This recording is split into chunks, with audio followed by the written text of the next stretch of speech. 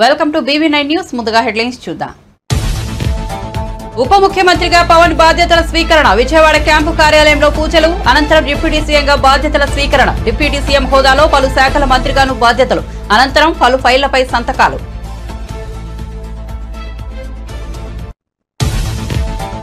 హోంమంత్రిగా బాధ్యతలు స్వీకరించిన వంకల్పూడి అనిత. బ్లాక్ 2లో ప్రత్యేక పూజల అనంతరం బాధ్యతల స్వీకరణ. మంత్రి అనితకు వేద పండితుల ఆశీర్వచనాలు. బొకేలు అందించి ఆమెకు శుభాకాంక్షలు తెలిపిన పార్టీ నేతలు, ఉన్నతాధికారులు.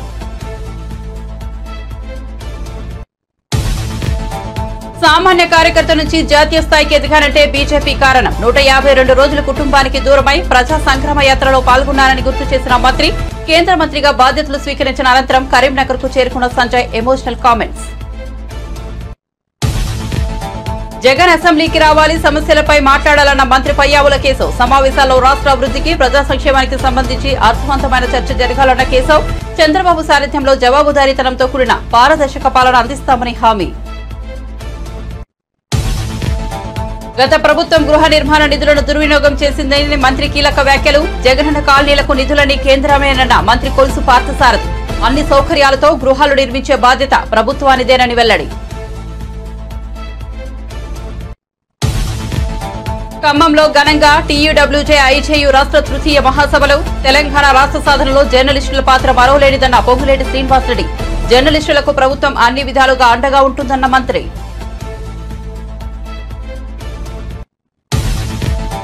హరీష్ రావుకు డిప్యూటీ సీఎం బట్టి విక్రమార్క కౌంటర్. గత 10 ఏళ్ల పాలనను హరీష్ రావు మర్చిపోయారా అని ప్రశ్న. బీఆర్ఎస్ ప్రభుత్వంలో జరిగిన సంఘటనలు చూస్తే కడుపు తరుక్కుపోతుందని వెల్లడి.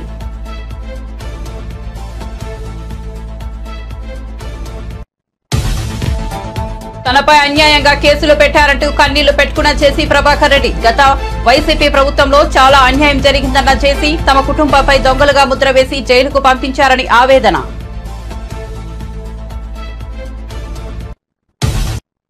ఇక వార్త వివరాల్లోకి వెళ్తే, ఇటీవల జరిగిన సార్వత్రిక ఎన్నికల్లో తిరుగులేని విజయం సాధించిన జనసేన చీఫ్ పవన్ కళ్యాణ్ ఆంధ్రప్రదేశ్ ఉప ముఖ్యమంత్రిగా బాధ్యతలు స్వీకరించారు. అనంతకుముందు విజయవాడలోని క్యాంపు కార్యాలయంలో ప్రత్యేక పూజలు చేశారు. డిప్యూటీ సీఎం హోదాలో పంచాయతీరాజ్, గ్రామీణాభివృద్ధి, పర్యావరణ, అటవీ, శాస్త్ర సాంకేతిక శాఖల మంత్రిగాను బాధ్యతలు స్వీకరించారు. అనంతరం పలు ఫైళ్లపై మంత్రి హోదాలో సంతకాలు చేశారు. బాధ్యతలు చేపట్టిన పవన్ కు అధికారులు, ఎమ్మెల్యేలు అభినందనలు తెలిపారు. మంత్రులు నాదెండ్ల మనోహర్, కందుల దుర్గేష్, ఎంపీ తంగెళ్ల ఉదయ్ శ్రీనివాస్, ఎమ్మెల్యే వంశీకృష్ణ శ్రీనివాస్ యాదవ్, పిఠాపురం మాజీ ఎమ్మెల్యే వర్మ తదితరులు పవన్ ను కలిశారు.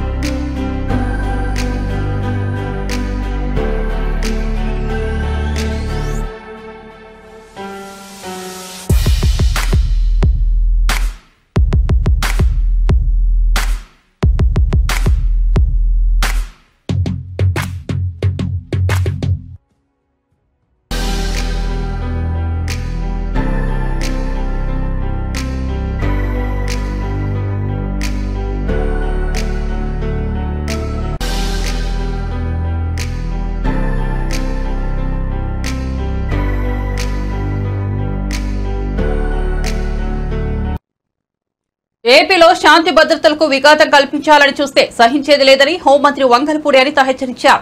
హోంమంత్రిగా సచివాలయంలో బుధవారం ఆమె బాధ్యతలు స్వీకరించారు. అనంతరం మీడియాతో మాట్లాడుతూ 100 రోజుల యాక్షన్ ప్లాన్ తో ముందుకెళ్లనున్నట్లు తెలిపారు. గంజాయి, డ్రగ్స్ రవాణా తగ్గించడమే లక్ష్యంగా పనిచేస్తామన్నారు. పోలీసుల్లో గత ప్రభుత్వ ఆలోచనలతో ఉన్నవారు పక్కకు తప్పుకోవాలని కోరారు. తప్పు చేసిన వారికి శిక్ష తప్పదని హెచ్చరించారు.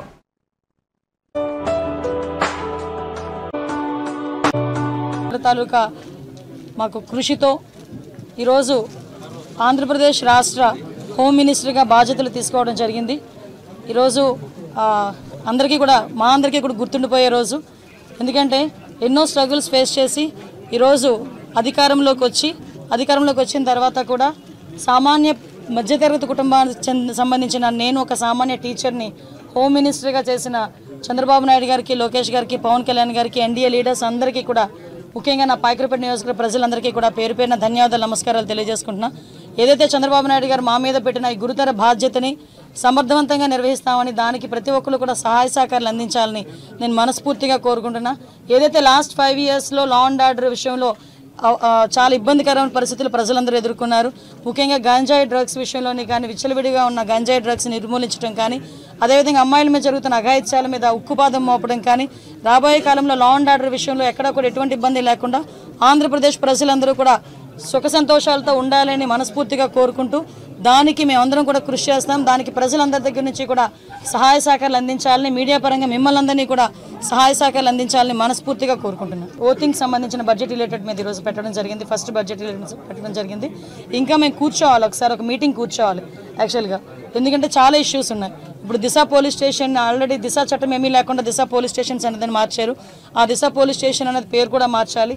అట్ ద సేమ్ టైం చాలా ఇష్యూస్ ఉన్నాయి. పోలీస్ డిపార్ట్మెంట్ వాళ్ళు చాలా ఇబ్బందులు వాళ్ళు ఎదుర్కొంటున్నారు. డిపార్ట్మెంట్ వైజ్గా ఇబ్బందులు చాలా ఉన్నాయి వాళ్ళకి కూడా. ఈవెన్ ఇప్పటికీ కూడా కొన్ని పోలీస్ స్టేషన్లోని మినిమం ఎమ్యూనిటీస్ లేకుండా వాళ్ళు ఇబ్బందులు పడే పరిస్థితి కనిపిస్తూ ఉంది. అలాంటి విషయంలోని కానీ రాబోయే సిచ్యువేషన్స్లో ఇప్పుడు గాంజా డ్రగ్స్ విషయంలో ఏదైతే ఇనిషియేషన్ తీసుకున్నామో దాని మీద కూడా ఒక టాస్క్ ఫోర్స్ ఏర్పాటు చేసుకొని దాన్ని కూడా ముందుకు తీసుకెళ్లే కార్యక్రమంలో రేపు ఫర్దర్గా మేము కూడా ముందుకెళ్తాం. ముందులాగే మేము వ్యవహారం చేస్తాము, ఇంతకు ముందులాగే మేము బిహేవ్ చేస్తామంటే కనుక అటువంటి సిచ్యువేషన్స్లో నేను చార్జ్ తీసుకోక ముందే చెప్పాను పోలీస్ డిపార్ట్మెంట్ వాళ్ళకి, అటువంటి వాళ్ళు ఎవరైనా ఇంకా బ్లడ్ అలా నడుస్తూ ఉంది అనుకుంటే కనుక ప్లీజ్ మీరే పక్కకు తప్పుకుంటే పని చేసే వాళ్ళు వస్తారు. నేను ఈ రోజు ఏదో చంద్రబాబు నాయుడు గారికో, పవన్ కళ్యాణ్ గారికో, ఎన్డీఏ లీడర్స్కో మాకో పనిచేయమని చెప్పట్లే. ప్రజలకు అనుగుణంగా పనిచేయండి, ప్రజా రక్షణ విషయంలో పనిచేయండి. మీరు ఏదైతే కాకి డ్రెస్ వేసుకున్నారో దానికి గౌరవంగా మీరు అందరూ పనిచేయండి అని చెప్తున్నా. అంటే వాళ్ళు ఏమనుకుంటున్నారంటే సోషల్ మీడియా అంటే నా పెన్ను, నా పేపరు, నాకు నచ్చింది రాసుకుంటాను అంటారు. కానీ నీకు నచ్చింది రాసుకుంటే నువ్వు ఇంట్లో బీరోలో పెట్టుకోవాలి, అంతేగాని పబ్లిక్ డొమైన్లో పెడితే అది పబ్లిక్ అవుతుంది. కాబట్టి అటువంటి విషయాలు కంపల్సరీ కోర్టు, లాయర్ డిపార్ట్మెంట్ లీగల్గా కూడా దాని మీద నేను ఒకసారి చూసుకుంటాను, మాట్లాడతాను. నేను ఒకటి మాత్రం చెప్పగలండి, ఏదో అనుకోవచ్చు అనిత హోమ్ మినిస్ట్రీకి వచ్చింది అమ్మాయికి ఏం తెలుసు. నిజంగానే హోమ్ మినిస్ట్రీలో నాకు ఓనమాలంటే ఇప్పటికిప్పుడు నేర్చుకుంటున్నా, ఇంకా నేర్చుకుంటా. యాజ్ పర్ లానే వెళ్తాం, ఎక్కడ కూడా డీవియేషన్ అనేది ఉండదు. ఎవరైతే తప్పు చేశారో తప్పు చేసిన వాళ్ళకి ఎట్టి పరిస్థితుల్లోనే శిక్ష మాత్రం పడుద్ది. అందులో ఎప్పుడో మేము చాలా రోజులైపోయింది మా మీద కేసులు పెట్టేసి మేము బెయిల్స్ మీద బయటకు వచ్చేసాం అనడానికి కూడా లేదు. ఆల్రెడీ బెయిల్ మీద బయటకు వెళ్ళిపోయిన వాళ్ళని కూడా తీసుకొచ్చి మళ్ళీ కేసులు ఓపెన్ చేసే పరిస్థితులు కూడా చాలా ఉన్నాయి, వాళ్ళు అదే రకంగా ఉంటాయి కనుక. సో అలాంటి సిచ్యువేషన్స్లో ఎక్కడ కూడా లా అండ్ ఆర్డర్ విషయంలో కాంప్రమైజ్ అయ్యే ప్రసక్తే లేదు. ఒకటైతే క్లియర్, ఈ 100 days ప్లాన్లో కంపల్సరీగా గంజాయి డ్రగ్స్ రవాణా అన్నది మ్యాక్సిమం తగ్గిస్తాం. ఎందుకు కేసులు ఎత్తాలి, దేనికి కేసులు ఎత్తాలి? ఈరోజు తెలుగుదేశం పార్టీ ఆఫీస్ మీద దాడి జరిగింది. ఈరోజు ఆ దాడి జరిగిన ఇష్యూ గురించి ఎంతవరకు వచ్చింది ఏంటన్నది మేము కూడా తెలుసుకోవాలి. చాలామంది చంద్రయాన్ని పేక్ కోసి చంపారు, ఇంకా చాలామంది విషయాలు చాలా అన్యాయాలు జరిగినాయి. అలాగని తెలుగుదేశం పార్టీ వాళ్ళ మీద కాదండి, మామూలు నార్మల్ పబ్లిక్ మీద కూడా అక్రమంగా కేసులు బనాయించిన వాళ్ళు చాలామంది ఉన్నారు, బాధితులు చాలామంది ఉన్నారు. మంత్రి నాలా లోకేష్ నిర్వహిస్తున్న ప్రజా దర్బార్ కు విశేష స్పందన లభిస్తోంది. ఉండవల్లిలో నివాసంలో బుధవారం నిర్వహించిన ఈ కార్యక్రమానికి మంగళగిరి నియోజకవర్గంతో పాటు ఇతర ప్రాంతాల నుంచి ప్రజలు తరలివచ్చి సమస్యలను విన్నవించుకున్నారు. మంత్రి నాలా లోకేష్ ను కలిశాక తమ సమస్యను వెంటనే పరిష్కరించారని విశాఖ నగరానికి చెందిన ఓ మహిళ తెలిపారు. విశాఖకు చెందిన అభ్యుదయ గ్రామీణ డ్వాక్రా రాష్ట్ర కమిటీ అధ్యక్షురాలు దేవకీదేవి ఎగ్జిబిషన్ గడువు రెన్యువల్ కోసం గత కొన్ని రోజులుగా ఉన్నతాధికారుల చుట్టూ తిరిగారు. తాము తయారు చేసుకున్న చేతి వృత్తుల ఉత్పత్తుల అమ్మకం కోసం అధికారులను గడువు కోరినా ఫలితం దక్కలేదని ఆవేదన వ్యక్తం చేశారు. బుధవారం మంత్రి లోకేష్ ను కలిశాక గంటలో సమస్య తీరిపోయిందంటూ దేవకీదేవి భావోద్వేగానికి గురై కన్నీటి పర్యంతమయ్యారు. నేను అభ్యుదయ గ్రామీణ, నా పేరు కోట దేవకీదేవి అండి.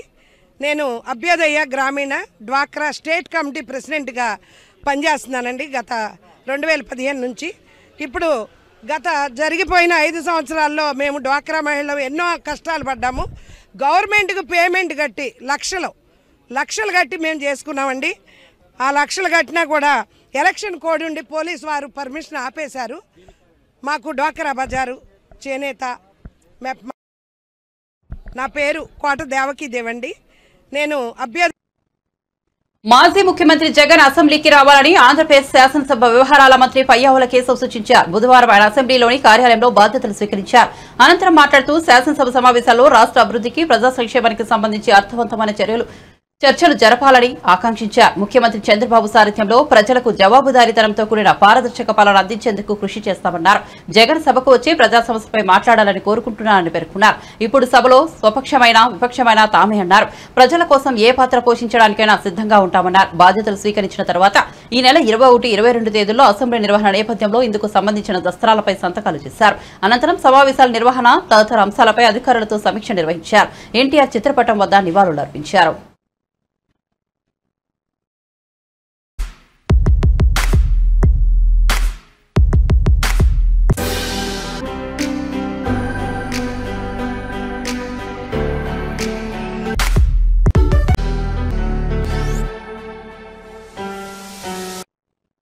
వ్యవసాయ రంగానికే రాష్ట్ర ప్రభుత్వం తొలి ప్రాధాన్యత అని డిప్యూటీ సీఎం బట్టి విక్రమార్క వెల్లడించారు. హైదరాబాద్ లో నిర్వహించబడిన 14వ రాష్ట్ర స్థాయి బ్యాంకర్ల సమావేశంలో బట్టి విక్రమార్క, మంత్రి తుమ్మల నాగేశ్వరరావు పాల్గొన్నారు. అప్పు తీసుకోవడం అభివృద్ధిలో భాగమని బట్టి తెలిపారు. బ్యాంకులు ప్రాధాన్యత రంగాలకు ఇచ్చే రుణ పరిమితిని తగ్గించడం సంతోషకరమన్నారు. వ్యాపార రంగం అభివృద్ధిలో బ్యాంకులది కీలక పాత్ర అని, వ్యవసాయం, ఫార్మా, స్థిరాస్తి రంగాలకు త్వరితగతిన రుణాలు ఇవ్వాలని కోరుతున్నానన్నారు. అలాగే మాజీ మంత్రి హరీష్ రావుకు బట్టి విక్రమార్క కౌంటర్ ఇచ్చారు. గత 10 ఏళ్ల పాలనను హరీష్ రావు మర్చిపోయారా అంటూ ఎద్దేవా చేశారు. బీఆర్ఎస్ పాలనలో జరిగిన సంఘటనలు చూస్తే కడుపు తరుక్కుపోతోందని, రాష్ట్రంలో లా అండ్ ఆర్డర్ తమ ప్రభుత్వం ఫస్ట్ ప్రియారిటీ అని వెల్లడించారు. అవాంఛనీయ సంఘటనలకు పాల్పడే వ్యక్తులకు మాత్రం ఉక్కుపాదంతో అణిచివేసి కఠిన చర్యలు విధిస్తామని హెచ్చరించారు. ముఖ్యమంత్రి రేవంత్ రెడ్డి గారు కూడా స్పష్టంగా రుణమాఫీ చేస్తామని చెప్పి పార్లమెంట్ ఎన్నికల కంటే ముందు కూడా చెప్పడం జరిగినటువంటి పరిస్థితి కూడా మీకు తెలిసింది. Chief Minister, the entire cabinet colleagues and the party fully committed towards the waiving of the crop loans. రుణమాఫీ మేము చేస్తామని చెప్పిన మాటని తూచా తప్పకుండా అమలు చేస్తాం కూడా. ఎవరికైనా సందేహాలు ఉంటే, లేకపోతే ఎవరికైనా రాజకీయ పరమైన ఆలోచనలు ఉంటే వాళ్ళ ఆలోచనలు వాళ్ళు చేస్తూనే ఉండమని చెప్పండి. మేము చేసే పని మాత్రం స్పష్టంగా చేస్తాం. ద వే రైతు బంధు ఏరో అని ప్రచారం చేస్తే ఏది చూపించాం, అట్లాగే రుణమాఫీ కూడా మీ ఆలోచనలు మీకు ఉండొచ్చు.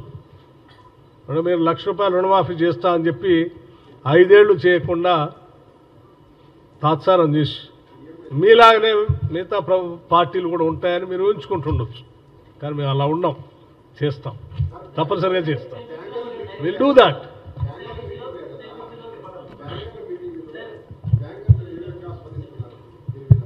ఎస్ఎల్బిసి మీటింగ్ సంబంధించి ఈ రాష్ట్రానికి సంబంధించి సమగ్రమైనటువంటి ప్రణాళిక కోసం జరిగేటువంటి meeting. Not only loan waiver, many other things are also there. So ఆ లెండింగ్ సంబంధించి సమావేశం జరిగింది. అందులో స్పష్టంగా వాళ్ళకి చెప్పాల్సింది, జగన్ ప్రభుత్వంలో పథకాలన్నీ నేతి బీరకాయ తరహాలోనే అమలయ్యాయని మంత్రి కొలుసు పార్థసారథి అన్నారు. అమరావతిలో నిర్వహించిన మీడియా సమావేశంలో ఆయన మాట్లాడారు. వైఎస్ఆర్సీపీ ప్రభుత్వంలో 26 లక్షల ఇళ్లలో కేవలం 6 లక్షలు మాత్రమే నిర్మించారని తెలిపారు. పేదలందరికీ ఇల్లు అని చెప్పి సగం పనులు చేశారని విమర్శించారు. గడిచిన 5 ఏళ్లలో గృహ నిర్మాణంలో రాష్ట్రం అథమ స్థానంలో నిలిచిందన్నారు. వైఎస్ఆర్సీపీ ప్రభుత్వం యూనిట్ కాస్ట్ను కూడా తగ్గించింది. లబ్దిదారులకు 945 కోట్ల మేర బిల్లులను కూడా ఎగ్గొట్టారు. గృహ నిర్మాణ శాఖకు ఇవ్వాల్సిన 3070 కోట్ల మేర నిధులు కూడా గత ప్రభుత్వం మళ్లించింది. పెండింగ్లో ఉన్న ఇళ్ల నిర్మాణం పూర్తి చేసే బాధ్యత టీడీపీ ప్రభుత్వం తీసుకుందన్నారు.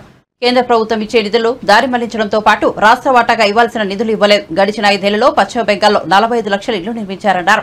ఏపీలో కేవలం 6.08 లక్షల ఇళ్లు మాత్రమే కట్టగలిగారు. లేఅవుట్లలో సదుపాయాల కొరత ఉంది. మళ్లించిన నిధులు దేనికి వాడారన్నది ప్రస్తుతం ప్రశ్నగా మిగిలిందన్నారు. ఆ నిధులు రిషికొండ ప్యాలెస్ కు మళ్లించారా లేదా ఇతర అంశాలకైనా అని తెలుస్తామన్నారు.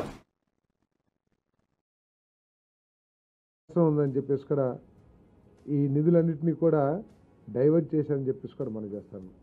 అంటే మన పరపతి ఎంతవరకు దిగజారిందంటే, కేంద్ర ప్రభుత్వం నిధులు ఇవ్వాలంటే ఒక ఎస్ఎన్ఏ అకౌంట్ అని చెప్పేసి ఒకటి అకౌంట్ ఓపెన్ చేస్తే కానీ మేము ఇవ్వము అని చెప్పేసి ఒక దశలో ఈ గృహ నిర్మాణానికి ఫండ్స్ ట్రాన్స్ఫర్స్ కూడా ఆపేసిన విషయాన్ని కూడా మీ దృష్టికి తీసుకొస్తాను.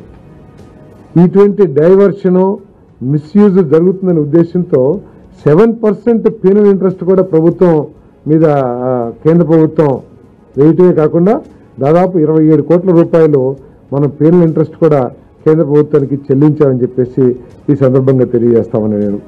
మరి మా మీద ఉన్న బాధ్యత 13.8 లక్షలు ఏదైతే పెండింగ్లో ఉన్నాయో ఇల్లులు, ఆ ఇళ్ళన్నింటినీ కూడా పూర్తి చేయాల్సిన బాధ్యత ఈ ప్రభుత్వం మీద ఉందని చెప్పేసి మనం చేస్తానని నేను.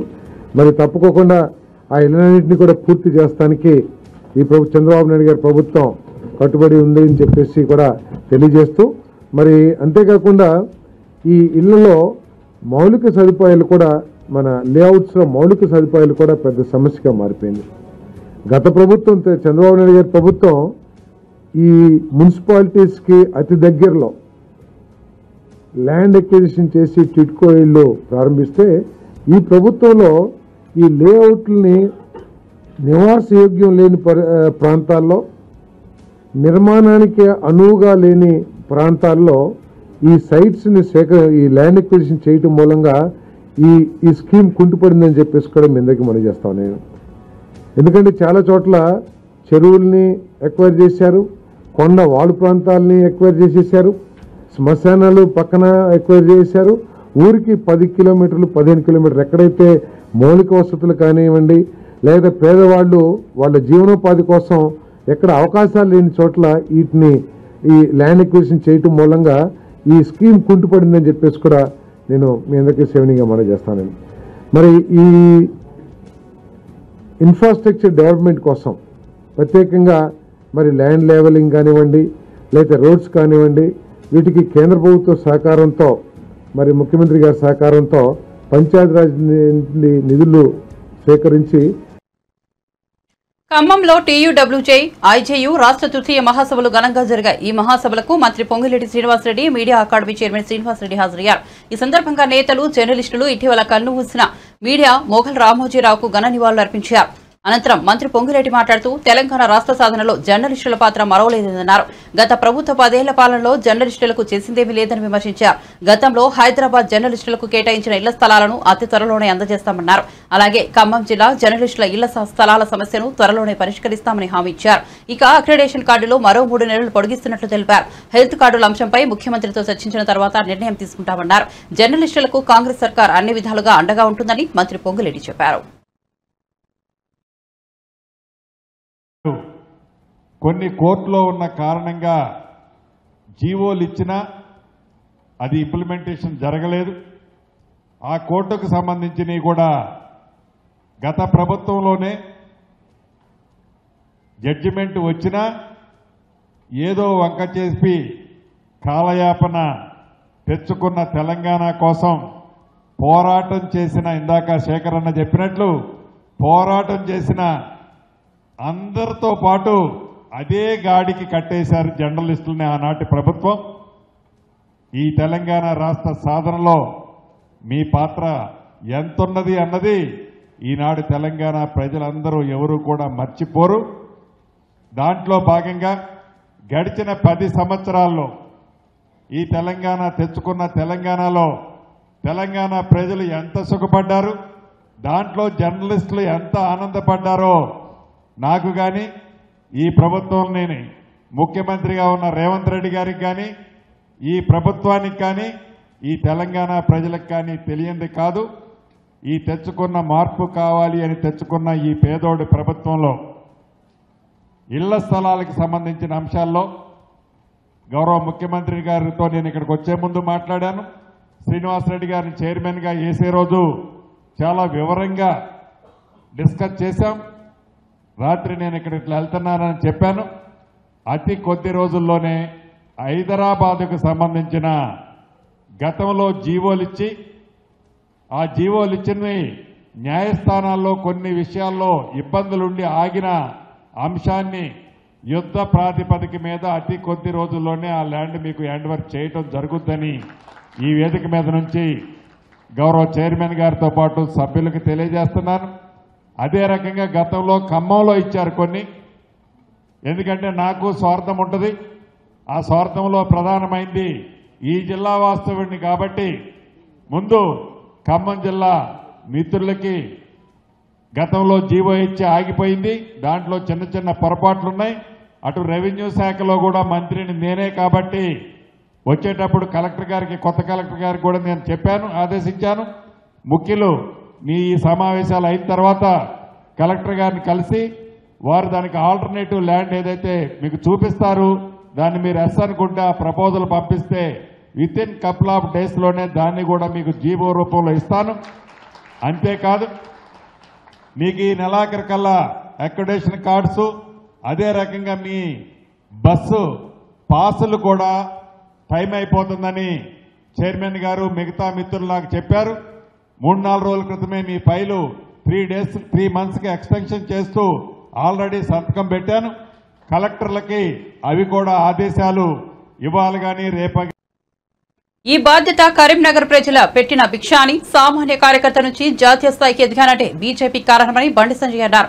152 రోజులు కుటుంబానికి దూరమై ప్రజా సంగ్రామ యాత్రలో తన వెంట ఉన్నానని గుర్తు చేశారు. కేంద్ర మంత్రిగా బాధ్యతలు స్వీకరించిన అనంతరం తొలిసారిగా సొంతగడ్డ కరీంనగర్ కు చేరుకున్న బండి సంజయ్ కి బీజేపీ కార్యకర్తలు బుల్డోజర్తో అపూర్వ స్వాగతం పలికారు. బుల్డోజర్లపై నుంచి పూలు చల్లి గజమాలతో సత్కరించి అభిమానాన్ని చాటుకున్నారు.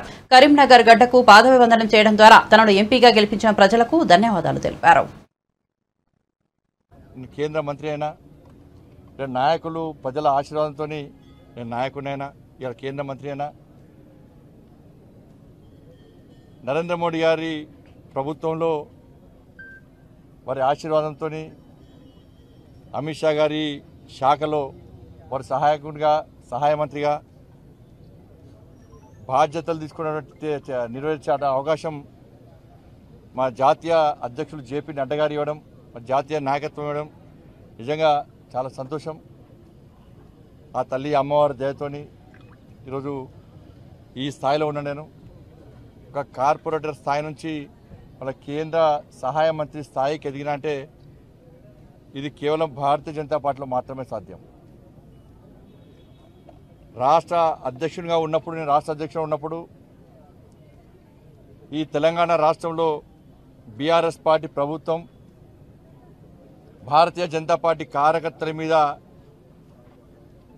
ప్రయోగించినటువంటి లాఠీ చార్జ్, లాఠీ దెబ్బలకు ఇలా నాకు గుర్తింపు వచ్చింది. తెలంగాణ రాష్ట్రంలో బీఆర్ఎస్ పార్టీ మూర్ఖత్వ పాలనకు వ్యతిరేకంగా నా కార్యకర్తలు జైలుకు పోయిన సందర్భంలో దాని షీట్స్, కమ్యూనల్ షీట్లు, గృహ నిర్బంధాలు చేసిన సందర్భంలో కార్యకర్తల వల్ల నాకు ఇలా గుర్తింపు వచ్చింది.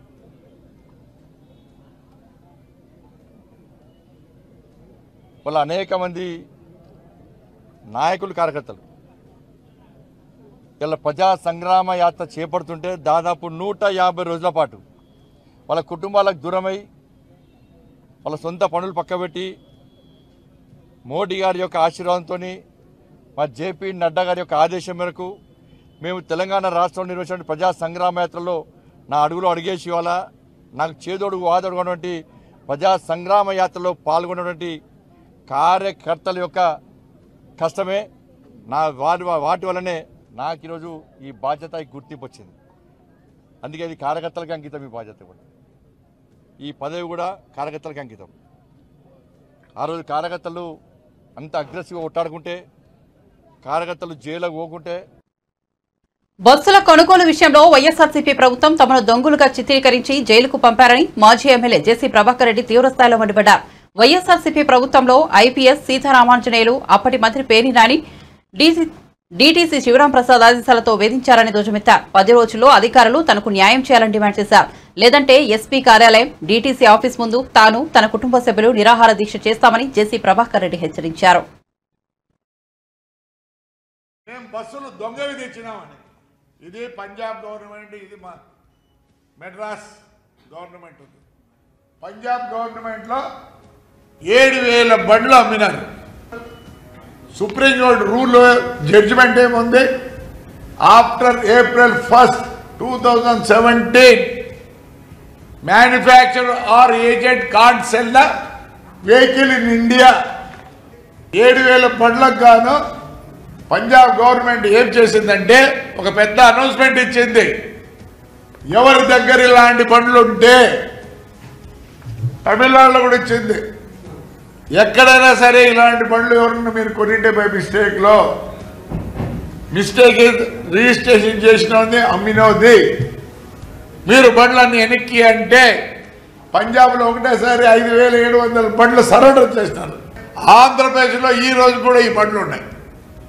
ఇది మొత్తం మిస్టేక్ మ్యానుఫ్యాక్చరర్ది. ఎవడేడు రిజిస్టర్ చేసినాడో వాళ్ళకన్నీ ఉద్యోగాలు కూడా పోయినాయి. మాదిరి భద్రరాత్రిలో వచ్చి ఇంట్లో పట్టుకొని పోతారు. దీనికి ఎస్పీ కూడా కారకుడే. నన్ను పట్టుకొచ్చిన వాళ్ళందరి మీద రాశాను. నేను హైకోర్టుకు పోయినా, హైకోర్టుకు పోతే ఆర్డర్ ఇచ్చినారు. చూడండి, ఈ డబ్బులు గవర్నమెంట్లో కానీ ఇండివిజువల్గా ఎవడో నీ బస్సు పట్టుకున్నారో ఇబ్బంది. వైఎస్ఆర్ గవర్నమెంట్లో నేను ఈ గవర్నమెంట్ ఏమను చంద్రబాబు ఒకవేళ నేను పోయి అడిగితే అన్ని చేస్తాను నాకే. But I have to prove my self. లేదంటే రేపు ఆయన అంటారు. దీంట్లో సీతారామాంజనులు మెయిన్. సీతారామాంజులు వదలను. వాడు పేరుని నాని తన అసిస్టెంట్ కమిషనర్ ప్రసాద్ రావు, ఈయన డిటిసి శివప్రసాద్, అందరూ బ్రేక్ ఇన్స్పెక్టర్లో మీ ఇళ్ళ కాడొచ్చి కూర్చుంటా. ఈ రోజు నుంచి 10 రోజుల లోపల ఎస్పీ కూడా ఇచ్చి వచ్చిన బ్యాడ్ ఎంక్వైరీ, మా డిటిసి ఎంక్వైరీ చేయి. ఆల్ బ్రేక్ ఇన్స్పెక్టర్స్, నా బండ్లు పట్టుకునే ప్రతి బ్రేక్ ఇన్స్పెక్టర్ మీ ఇళ్ళ కాడ కూర్చోడి కాంపెన్సేషన్ కట్టించుకుంటే నేను న్యాయం కోరుతాను. బులెటిన్ ముగించే ముందు హెడ్లైన్స్ మరోసారి చూద్దాం. ఉప ముఖ్యమంత్రిగా పవన్ బాధ్యతల స్వీకరణ. విజయవాడ క్యాంపు కార్యాలయంలో పూజలు. అనంతరం డిప్యూటీ సీఎంగా బాధ్యతల స్వీకరణ. డిప్యూటీ సీఎం హోదాలో పలు శాఖల మంత్రిగాను బాధ్యతలు. అనంతరం పలు ఫైళ్లపై సంతకాలు.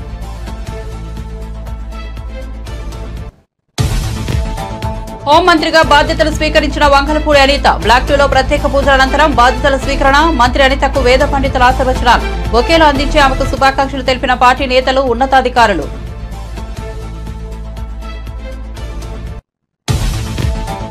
సామాన్య కార్యకర్త నుంచి జాతీయ స్థాయికి ఎదిగారంటే బీజేపీ కారణం. 152 రోజుల కుటుంబానికి దూరమై ప్రజా సంక్షేమ యాత్రలో పాల్గొన్నానని గుర్తు చేసిన మంత్రి. కేంద్ర మంత్రిగా బాధ్యతలు స్వీకరించిన అనంతరం కరీంనగర్ కు చేరుకున్న సంజయ్ ఎమోషనల్ కామెంట్స్. జగన్ అసెంబ్లీకి రావాలి, సమస్యలపై మాట్లాడాలన్న మంత్రి పయ్యావుల కేశవ్. సమావేశాల్లో రాష్ట్ర అభివృద్ధికి, ప్రజా సంక్షేమానికి సంబంధించి అర్థవంతమైన చర్చ జరగాలన్న కేశవ్. చంద్రబాబు సారథ్యంలో జవాబుదారీతనంతో కూడిన పారదర్శక పాలన అందిస్తామని హామీ. గత ప్రభుత్వం గృహ నిర్మాణ నిధులను దుర్వినియోగం చేసిందన్న మంత్రి కీలక వ్యాఖ్యలు. జగనన్న కాలనీలకు నిధులన్నీ కేంద్రమేనన్న మంత్రి కొలుసు పార్థసారథి. అన్ని సౌకర్యాలతో గృహాలు నిర్మించే బాధ్యత ప్రభుత్వానిదేనని వెల్లడి.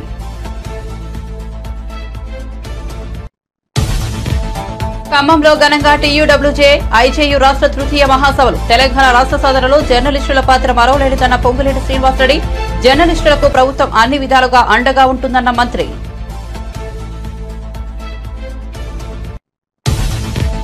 హరీష్ రావుకు డిప్యూటీ సీఎం బట్టి విక్రమార్క కౌంటర్. గత 10 ఏళ్ల పాలనను హరీష్ రావు మర్చిపోయారా అని ప్రశ్న. బీఆర్ఎస్ ప్రభుత్వంలో జరిగిన సంఘటనలు చూస్తే కడుపు తరుక్కుపోతుందని వెల్లడి.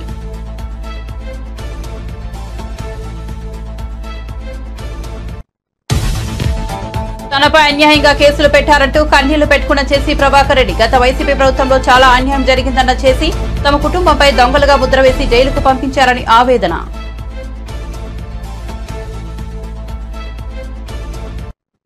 మరిన్ని అప్డేట్స్ కోసం చూస్తూనే ఉండండి BV9 న్యూస్.